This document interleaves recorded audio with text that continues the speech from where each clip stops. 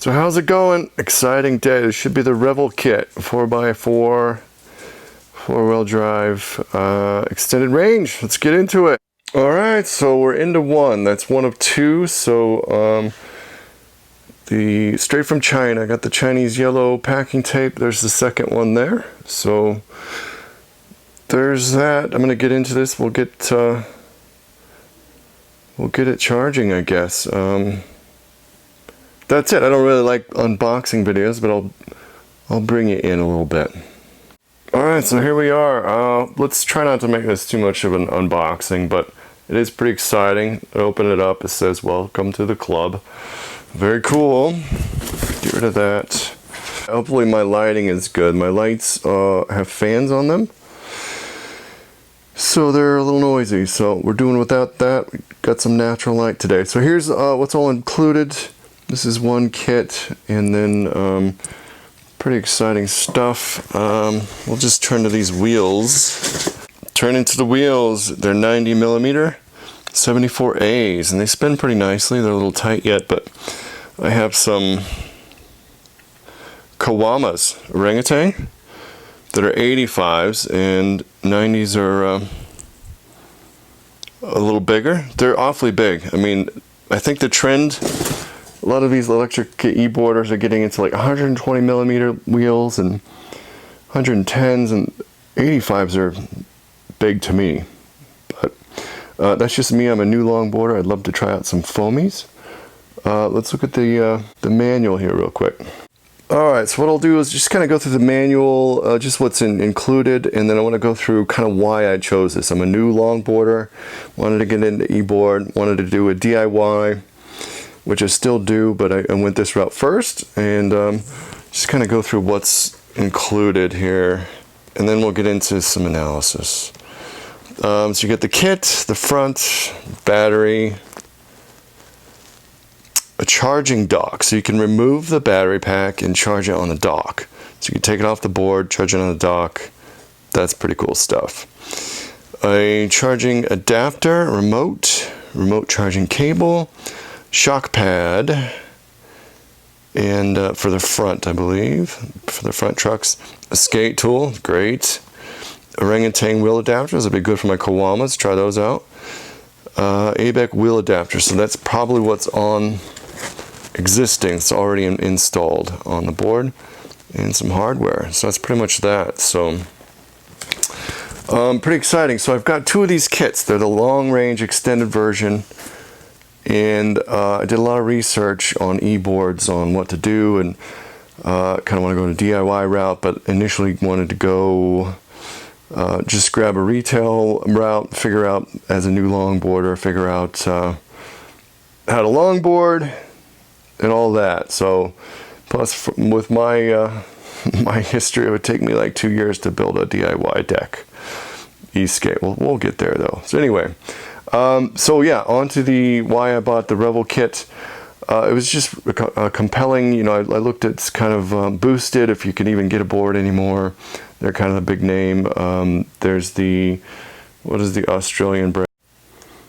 So yeah, I just had to look it up. Evolve was pretty good quality, high-end kind of board for e-skate. But ultimately I found the Revel kit, which allows, in all my research, it kind of allows flexibility around the kind of deck you use. You could put a flexi deck on it, you could put a stiff deck on it, and the wheels, your wheels, you have flexibility on what kind of wheels you can use. They have direct drive motors, so it's better than an in-hub, you know, where the motor's in the wheel, where you have just a thin sheath covering, you know, protecting the motor. And so you can use, you don't have to have special wheels for this direct drive motor. And then versus the a lot of boards come with the belt drive motor, which would be good, really good for torque and that kind of thing.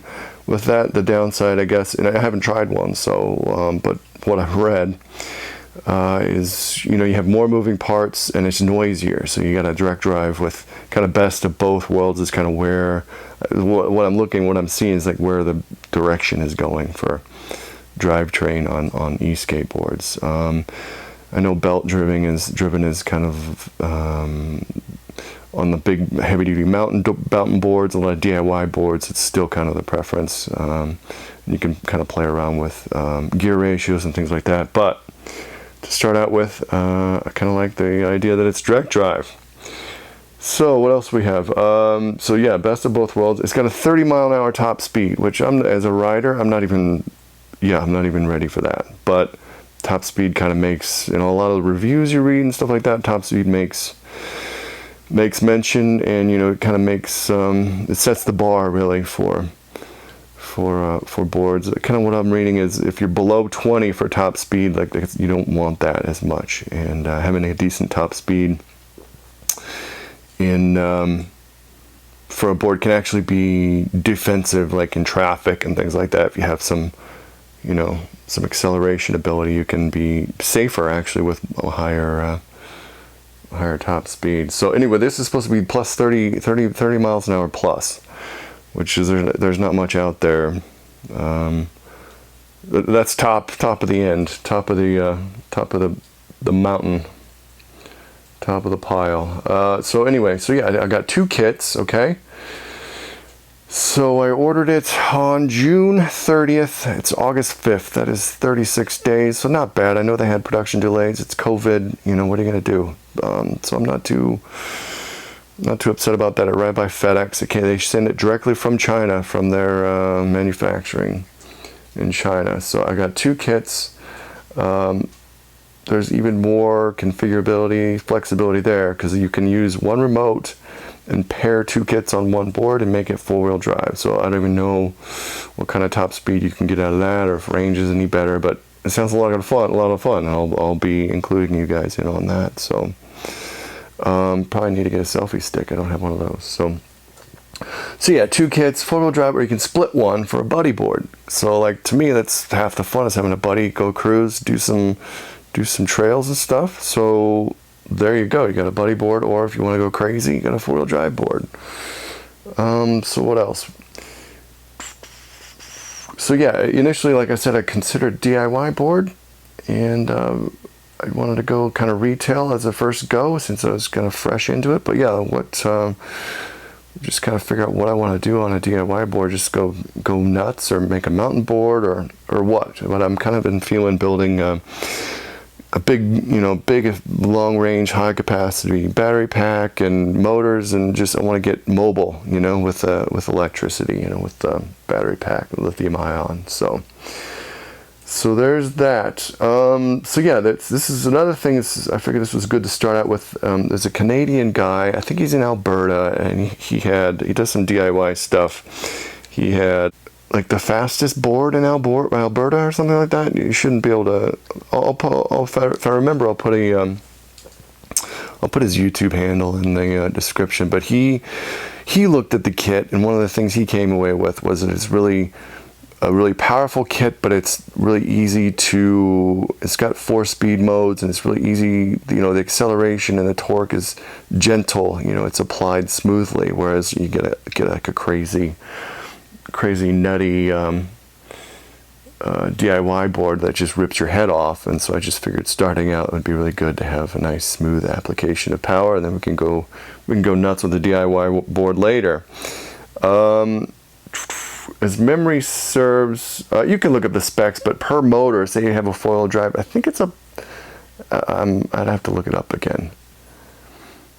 Is it a kilowatt on each, 1,000 watts on each motor? If you have 4, that'd be 4,000 watts, 1,000 watts on each wheel. So that's not, I think a lot of crazy DIY boards can go up to like 6,000 watts or more, but 4,000 on, 1,000 on each wheel is, I think, still nothing to sniff at. So anyway, I'm going to get these things charging, because it's my lunch hour, and I need to go back to work. So.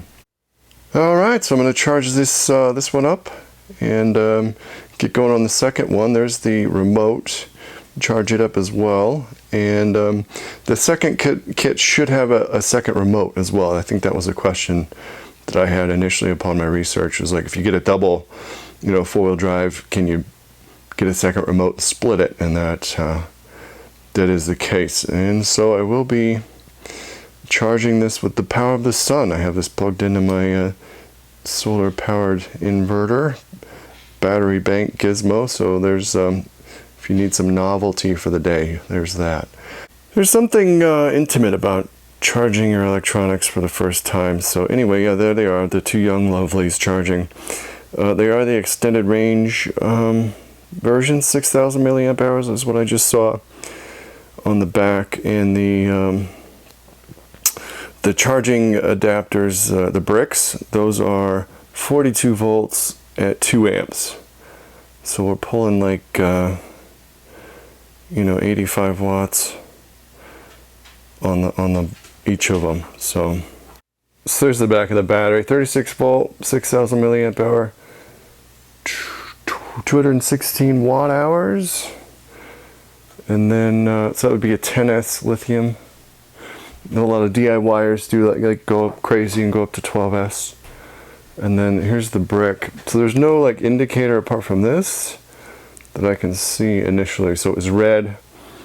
I presume it goes green when it's done.